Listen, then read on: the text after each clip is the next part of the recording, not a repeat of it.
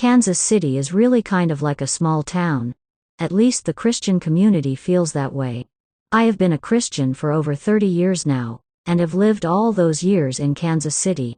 As a result, I have been able to meet many other Christians here. Because many churches have come and gone, ebbed and flowed, and also many people have done a fair amount of church hopping, one's circle of friends and acquaintances can be broad. As a result, I have had a bird's eye view into the lives of many who have jumped onto the IHOP bandwagon, but later to be found in a ditch. While grieving over yet another IHOP casualty, I decided to document some of the other disasters leading up to what I now consider to be the mother of all IHOP casualties. These people are up close and personal to either me, my family, or close friends I consider family. I have changed the names and minor details to protect their privacy. The first casualty that comes to mind within my circle of acquaintances is Pastor Donald. He had been my own personal pastor back before we all packed our bags and left our churches to invest ourselves in Mike Bickle's church in the 80s, Kansas City Fellowship. Pastor Donald truly had a pastor's heart. He was brought on board as one of the leaders to the young singles in the group. Over time he found himself accused of having a lustful heart, as his attention to the young women was deemed inappropriate. There was never any allegation of wrongdoing, only that he appeared very cozy while visiting with them. Long story short, he was ultimately dismissed, because Mike Bickle was convinced he had a heart of lust and that was enough to let him go before something did happen. I use this particular example as it reveals that the very accusation someone might be lustful led to Pastor Donald's dismissal. The egregious incidences of actual sexual impropriety by Bob Jones only resulted in his dismissal from ministering in Kansas City, but he continued on as a prophet in good standing. Augustine Acala's prophecies are foundational to the forerunner move of God to this day, as are Paul Cain's. All these men did more than just appear to act inappropriately. They participated in immoral behavior. It doesn't seem quite fair. Pastor Donald hasn't found, nor does he seem to be interested in finding, a church home. He leads a peaceful and quiet life, and doesn't seem to miss the church scene much at all. I guess compared to the other casualties his story doesn't end on such a sad note. Candace and her family moved to Kansas City to be part of the prayer room. Candace homeschooled her children. She was very involved in attending many prayer meetings throughout the week. Her children were sometimes with her in the prayer room, and oftentimes at home, working on their studies. More often though, these children could be found at Melissa's house, a neighbor of Candace's who also homeschooled her own children. Melissa regularly took care of Candace's kids while Candace prayed. People have all kinds of arrangements they work out with others to help with their busy lives. However, Melissa just inherited responsibility for these kids by default. Candace defaulted. Melissa saw a need there and tried to fill it. She was never asked to take on this responsibility. My concern for Candace and her family at the time I was aware of all this arose from observation that her children were having some social difficulties that were spilling over into Melissa's home. Candace's husband was growing less enamored with IHOP and more frustrated with Candace's praying lifestyle. Their family began falling apart before my eyes, and that's when the affair began between Melissa and Candace's husband. Since then both couples have divorced, and after many years have passed, neither of these families has ever been the same. Few of their children are walking with the Lord, even though both families were Christian, and neither set of parents are.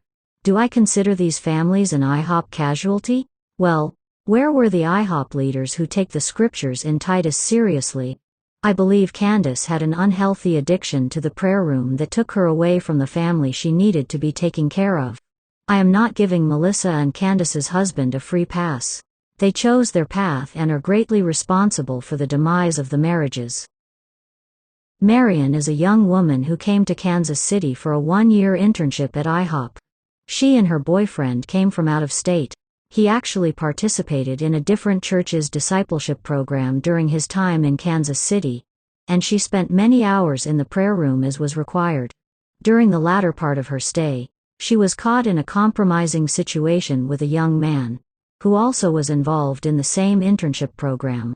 Well, her boyfriend, understandably, broke off their relationship, but she pleaded that he give her another chance.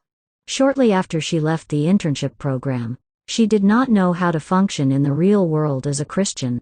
She didn't know how to serve God outside the prayer room, because that was all she was taught to do. She soon fell away from the Lord. Marion had a roommate named Anne. Anne and Marion met at IHOP and became roommates in connection with that ministry. Anne couldn't afford the cost of the IHOP internship, and realized that it was necessary for her to spend her money on actually learning a skill that would support her. She went to school, and became quite good at what she does in the field of cosmetology, with the hope that, once she earned enough money, she could take a leave of absence and fulfill her dream of attending an internship at IHOP as well. After a time, she became interested in a very nice young man who was an unbeliever. Their relationship went the way so many relationships go, in a very worldly manner. She ended up investing 2 years of her life hoping that he would eventually come to the Lord, all the while justifying their immoral relationship along the same lines other missionary daters justify theirs. Well, he didn't come to the Lord, and she finally woke up and smelled the coffee, and sent him on his way. I mention her in regards to IHOP, because her theology was screwed up. She seemed to feel more badly about not being able to participate in the prayer room than being in a wrong relationship. It was upside down and backwards. Thankfully, she has totally repented and is doing well today. I am so glad she was never able to participate in that much longed for internship. Catherine was another homeschooled child who spent many of her high school years in the prayer room. This young lady gave all her time to this place. I mean, all of it. She was and still is very sharp, and somehow she did keep up with her studies as she has gone on to medical school. But she is now hard-hearted and bitter. Worse still, she is a self-proclaimed atheist. I don't know what happened to her during her stay there. Perhaps it cannot be blamed on that time spent in the prayer room. I only know that she left there very bitter and cynical. Why didn't all her time at IHOP cause her walk with the Lord to be strong and steady? Catherine's mother was an avid participant as well. Catherine's siblings also spent a lot of time there. Catherine's mother has since seen much that was not right about that place, and attributes her daughter's spiritual demise to her time spent there. And, sadly, all of Catherine's siblings want nothing to do with the Lord. They are not atheists, just fed up with what they've seen representing the church. A minefield of destruction. IHOP has produced quite a legacy. Many couples are no longer together. Many, so many children who were raised going there now want nothing to do with Jesus or his church. There is a trail of destruction in Kansas City of disaffected and discouraged youth who went to IHOP. And then there are those who have remained, fewer in number, whose marriages are still intact and whose children are still believers.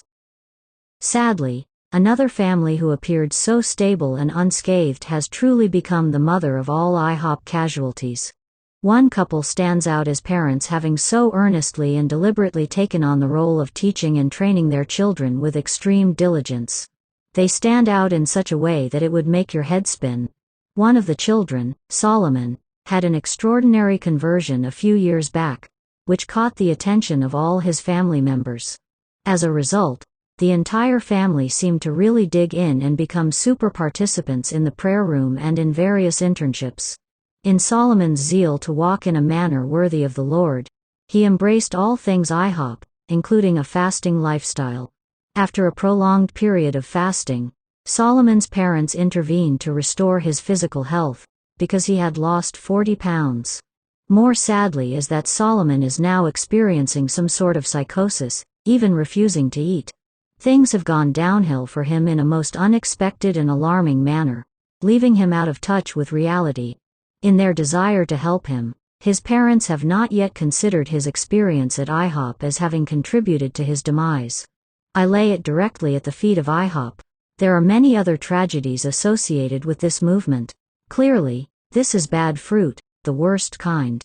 Where is the proclamation of the gospel? It isn't proclaimed. I don't know if it's even alluded to anymore. So, everyone out there, pray for Solomon, and all the other Solomons who have rejected their parents, rejected the Bible as the final authority, and given themselves over to a deceiving spirit masquerading as an angel of light.